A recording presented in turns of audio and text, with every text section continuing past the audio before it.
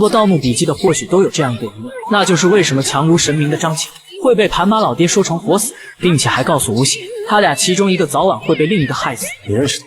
脸不认识，但我认识他身上的味道。什么味道？死人的味道。虽说盘马的话吴邪并不相信，但却让小哥一直耿耿于怀，致使日后在广西巴乃的张家鼓楼，铁三角遭到密骆驼的攻击，而小哥一直冲在前面，不料却被自家鼓楼里的密骆驼重创。直至吴邪背着小哥从鼓楼出来时，张起灵说了一句还好我没害死你。而盘马之所以说小哥是活死人，正是因为当年一段鲜为人知的事情。九门时期，小哥第一次寻求与九门合作，组织通过张启山发起了史上最大的盗墓活动，结果导致九门遭受重创且伤亡惨重。活动最终以失败告终，小哥以重伤失忆，被张启山囚禁于格尔木疗养院20多年。可那时的九门已经无法摆脱组织的控制，便有了张大佛爷清洗老九门事件。到了1976年，陈文锦受命带领考古队前往广西巴乃，表面是去西北的羊角山堰塞湖进行考察，实则是送葬某位重要领导。于是便找到对山里环境较为熟悉的盘马做向导，并以5斤大米作为报酬。光看盘马这时的眼神就知道，这货肯定要做大事。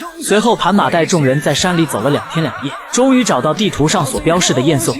但诡异的是，这四周并没有任何溪流，怎么会凭空出现这么大的湖泊？可陈文锦却格外的兴奋，因为他知道下面隐匿着张家鼓楼，据说里面藏有保尸身不腐的秘密。随后考古队便在湖边扎了营，并让盘马隔3差5来送补给。可有一次，盘马奇怪的发现，考古队正从湖里拉出一批黑色的木盒，看样子是他们找到了宝贝。带着好奇心的盘马刚要上前查看，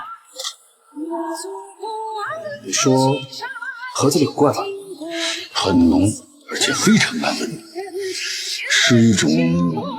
可正当盘马想继续往下说时，窗外却突然闪过一个人影。于是盘马慌忙将吴邪赶走，随后独自上山见了他肩膀。就在他肩膀想要灭口时，张起灵及时出现将其救下，而他肩膀见到张起灵自然只有逃跑一分。见屡次救危难于自己的铁三角，盘马这才决定将全部真相告诉他们。在当年连饭都吃不饱的情况下，盘马本想带着村民从考古队偷点粮食，没成想却被考古队的人碰了个正着。眼见事情败露，其中一个村民失手将这人闷死。可当他们准备将尸体掩埋时，恰巧又被另一名队员给看到。所幸盘马一不做二不休，手起刀落将其灭口。可是为了避免夜长梦多，他们悄溜溜地潜入考察队的营地，将整个考察队几乎全部杀光，并把他们的尸体沉入湖底。可到了第2天，诡异的事情发生了，昨晚被盘马杀掉的人竟又活了过来。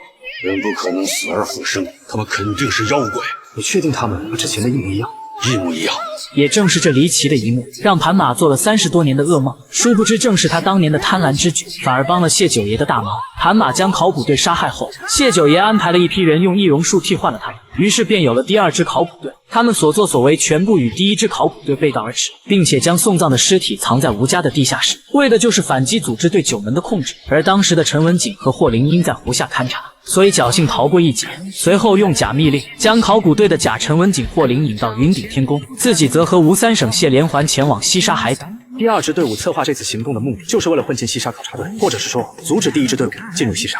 可是这几十年前有这么发达的易容术吗？录像带里就有一个人跟我长得一模一样，而且在西沙的时候，我也看见了一个人跟我长得一模一样。吴邪为了验证自己的猜想，3人决定去羊角山的堰塞湖一探究竟。只要能从里面打捞出尸骨，那就证明这里确实存在过2支考古队。可当铁三角来到湖边时，湖水太深，必须要有专业的潜水装备。就在吴邪去找小发那装备时，没成想胖子却被湖内的虹吸卷走，而小哥也紧跟其后。